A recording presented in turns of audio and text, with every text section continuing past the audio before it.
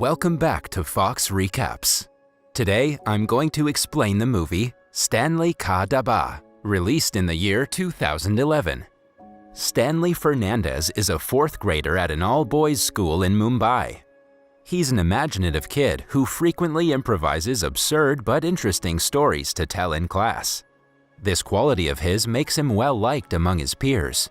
At the beginning of the film, Stanley walks into the school with bruises on his face. He's an hour early, so he keeps himself entertained by making strange noises until his friends arrive. Then he leads the entire class to sing a song.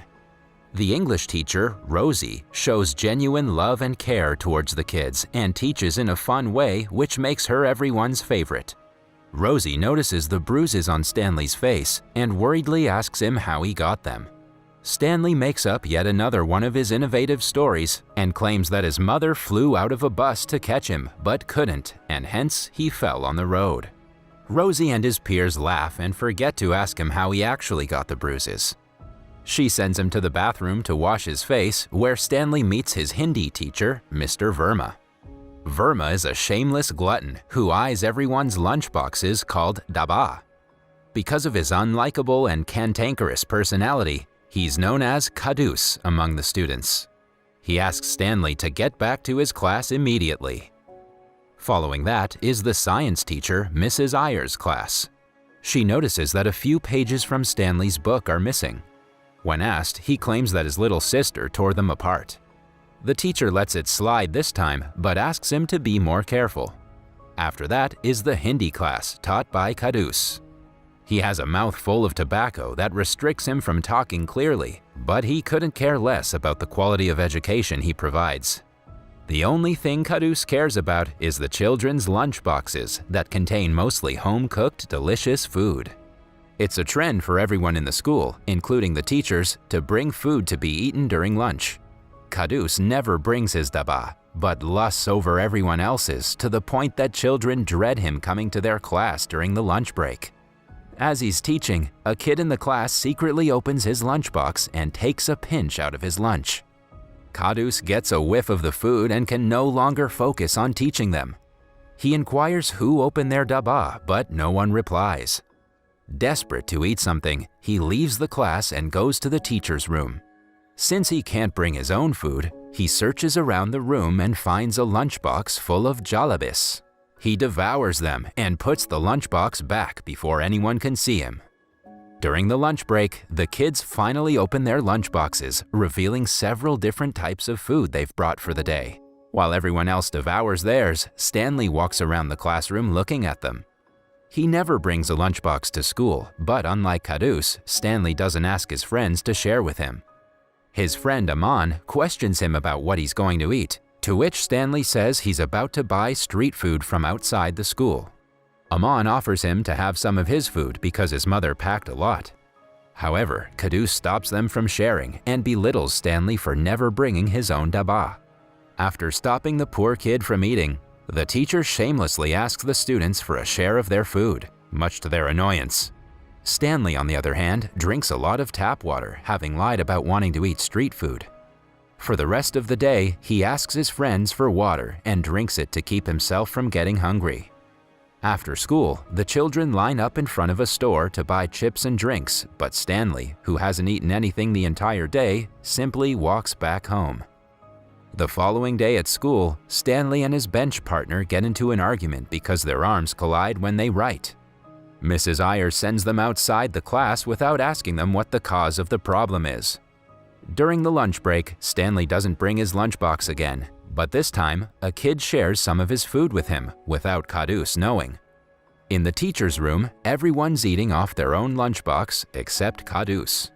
When offered cookies by his colleague, he initially pretends to be reluctant. His fellow teachers know well enough that he won't refuse to eat even if he was held at gunpoint.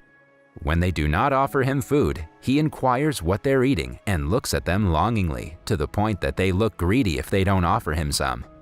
Everyone is fed up with his behavior, but no one has called him out for his gluttony yet. Later, during his class, Stanley and his bench partner get into an argument yet again because of their elbows colliding. Cadus finds out Stanley is left-handed and orders him to use his right hand instead.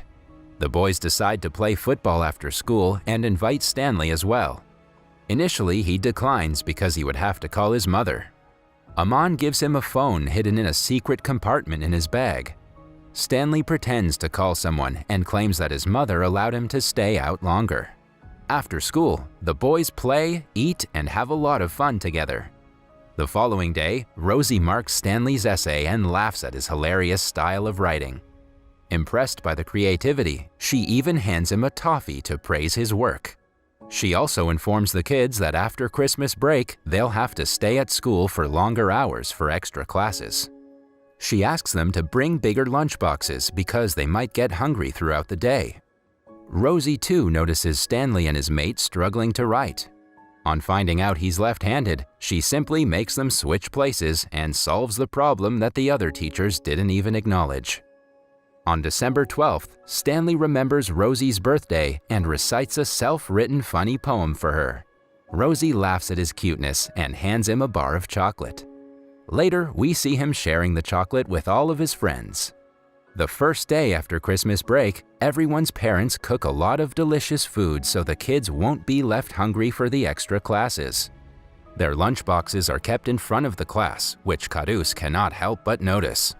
He's especially interested in Aman's box that has 4 compartments. He can hardly teach because the boxes distract him every 2 seconds. Before the lunch break, he's in another class at the other end of the school. Instead of teaching, he compares the lunchboxes and talks about food, eagerly waiting to devour Aman's meal. As soon as the period ends, he runs to Stanley's class, but is stopped by Mrs. Iyer on the way. When he finally reaches the classroom, the food is all gone. An enraged Cadus cannot take his anger out on the kids because the food was meant for them. But upon realizing that the food was shared with Stanley, he accuses him of leeching off his friends. The poor kid is left humiliated after the encounter. The following day, he avoids eating from his friends' lunchboxes, saying that he's going home to enjoy a hot meal prepared by his mother. In his place, Cadus joins the students and devours their food disgustingly. This goes on for a few days until one of the boys notices that Stanley doesn't actually go home to get food. Instead, he wanders around the nearby streets. Later that day, they call him out on his bluff, but Stanley recovers, claiming that his parents have flown to Delhi so no one cooks for him at home. His friends offer to help him, planning to hide from Cadus and eat together until his parents return from their trip. The next day, Cadus excitedly comes to the classroom only to find it empty. He searches for the kids all around the school, but to no avail. Later, he inquires where they were, to which the boys claim that they were asked to eat outside so the classroom won't be littered. For the next few days, they tell him a different location each time, and Cadus is left hungry every day. He grows irritated and impatient with time. One day, he finally finds them eating on the rooftop and sees that they had been hiding from him for Stanley. In a fit of rage, he belittles Stanley and orders him to either bring his own daba or stop coming to school. His harsh words hit home for Stanley, and he stops coming to school starting the next day. During his absence, the audition for an inter-school dance performance takes place. His friends know that Stanley would be the perfect candidate, but they don't know how to get a hold of him. They even try to call his mother's phone number, but find out that the number doesn't exist at all. They believe it to be some kind of mistake and dismiss it. The teachers start to miss his presence in the class, including Cadus, who feels bad that he lashed out at the kid. One day after school, the guys find Stanley outside and tell him about the dance program. Following that, Stanley goes to the location where the rehearsals are taking place. He watches the children practicing from afar and learns the moves secretly. As days pass, Rosie misses him in class and is worried about him. Aman and the group finally tell her the reason behind Stanley's absence. Rosie is disgusted and horrified at the fact that Cadus messed with a student's education because of a lunchbox.